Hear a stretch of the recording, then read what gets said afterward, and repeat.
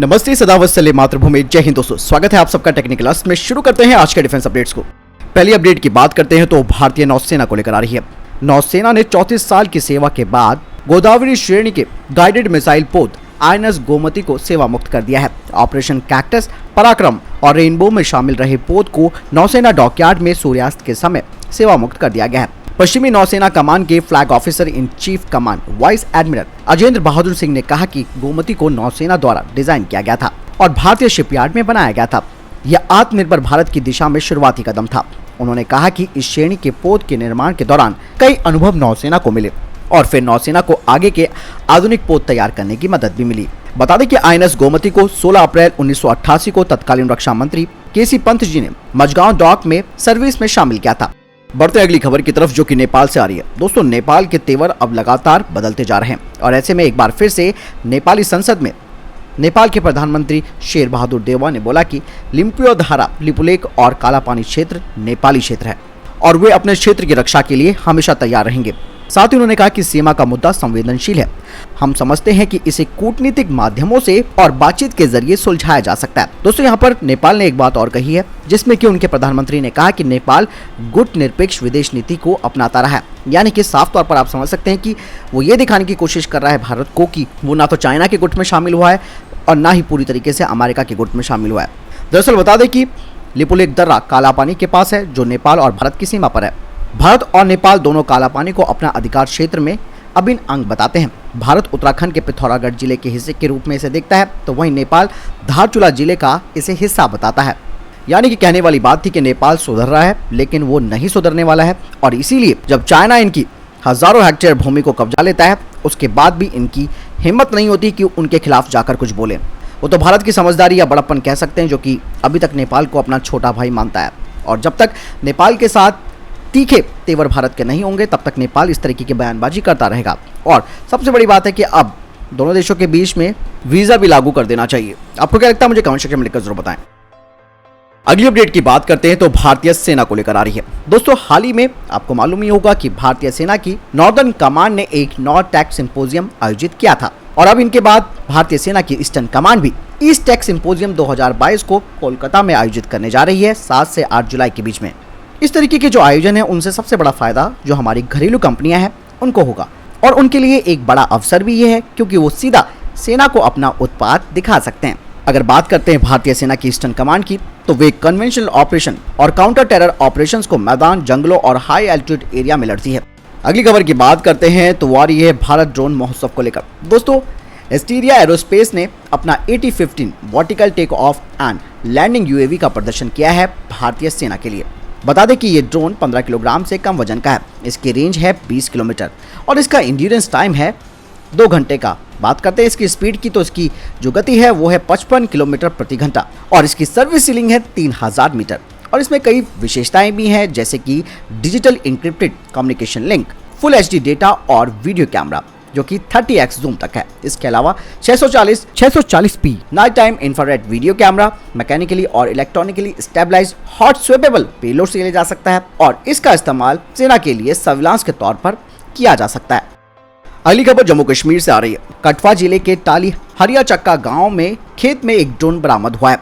Drone के साथ बांधे गए हथियार भी बरामद किए गए हैं। पुलिस ने तुरंत घटनास्थल पर पहुंचकर ड्रोन को अपने कब्जे में लेकर आगे की कार्रवाई शुरू कर दी है। ये ड्रोन पाकिस्तानी सीमा की ओर से भारत के क्षेत्र में प्रवेश किया और जैसे ही सुरक्षा बलों की नजर इस पर पड़ी, तो उन्होंने इस पर ताबड़तोड़ फायरिंग करके इसको मार गिराया। दोस्तों, ये ड्रोन भी चीनी निर्मित ड्रोन है, क्योंकि इसकी जो बैटरी लगी थी उस पर चीनी भाषा में कुछ लिखा हुआ था। हालांकि इन सब की जाँच के लिए जम्मू से एक विशेष टीम भी आ रही है। दोस्तों, DRDO अब अपने man portable defensive missile system के लिए 20 अनकूल्ड इमेजिंग इंफ्रारेड सीकर को खरीद रहा है। कहा जा रहा है कि 2023 की पहली तिमाही तक DRDO अपने पहले स्वदेशी सिस्टम का काम पूरा कर लेगा। वहीं हैदराबाद स्थित ग्रीन रोबोटिक्स ने autonomous man pad data link system तैयार करना शुरू कर दिया है, जो कि मैन पैड ऑपरेटर को अलग करते हुए इसे नेटवर्क एनवायरनमेंट में ऑपरेट करने की इजाजत देगा। बता दें कि ये 20 किलोग्राम से कम होगा, जिसमें कि फायर एंड फॉरगेट यानी कि दागो और भूल जाओ वाली क्षमता होगी और ये रात और दिन एरियल टारगेट्स के खिलाफ काम कर सकता है। इसकी रेंज है 6 किलोमीटर और इसका एल्टीट्यूड है 3.5 किलोमीटर का। दोस्तों, अगली खबर भारतीय वायुसेना को लेकर आ रही है। भारतीय वायुसेना ने एक रिक्वेस्ट फॉर प्रपोजल जारी किया है स्वदेशी तौर पर बनने वाले मूविंग टारगेट डिटेक्शन सिस्टम के लिए, जो कि LTE बेस्ड पैसिव रडार का इस्तेमाल कर सके। कहा जा रहा है कि चयनित कंपनी को कॉन्ट्रैक्ट साइन होने के 8 महीनों के भीतर अपना पहला प्रोटोटाइप देना होगा। बता दें कि ये सिस्टम LTE सिस्टम का इस्तेमाल करेगा किसी भी उड़ने वाली वस्तु को पहचानने और ट्रैक करने के लिए। बता दें कि इसकी मिनिमम जो रेंज है वो 5 किलोमीटर की होनी चाहिए और ये 1 किलोमीटर की ऊंचाई तक ड्रोन को डिटेक्ट कर सकता हो। इसके अलावा ऑपरेटर को एरियल टारगेट्स के खिलाफ उनकी जो रेंज है और वेलोसिटी की जानकारी है उसे पहचानने के लिए 3 अलग अलग डिस्प्ले भी होने चाहिए। बढ़ते अगली खबर की तरफ, जो कि भारतीय सेना को लेकर आ रही है। दोस्तों, भारतीय सेना अब 2 सालों के बाद अपनी भर्ती प्रक्रिया को शुरू करने जा रही है और इसीलिए भारतीय सेना अब अपने शेड्यूल पर काम कर रही है। कहा जा रहा है कि अगले 3 महीनों के अंदर देश भर में भर्ती रैली आयोजित की जाएगी। इसके अलावा दोस्तों, जो नया रिक्रूटमेंट पॉलिसी है, यानी कि नई भर्ती प्रक्रिया है, जिसे कि टूर ऑफ ड्यूटी के नाम से जाना जाता है, जिसके तहत सैनिकों को कम समय के लिए सेना में भर्ती किया जाएगा, उस पर भी अब काम पूरा होने वाला है। बता दें कि इस नई भर्ती प्रक्रिया के तहत, यानी कि टूर ऑफ ड्यूटी के तहत, ऑफिसर रैंक से नीचे 4 सालों के लिए भर्ती की जा सकेगी और सैनिकों को कुछ लाख रुपए देकर भी उन्हें रिटायर भी किया जा सकता है। लेकिन जो कैंडिडेट्स योग्य होंगे उन्हें आगे पूरी तरीके से भर्ती भी किया जा सकता है।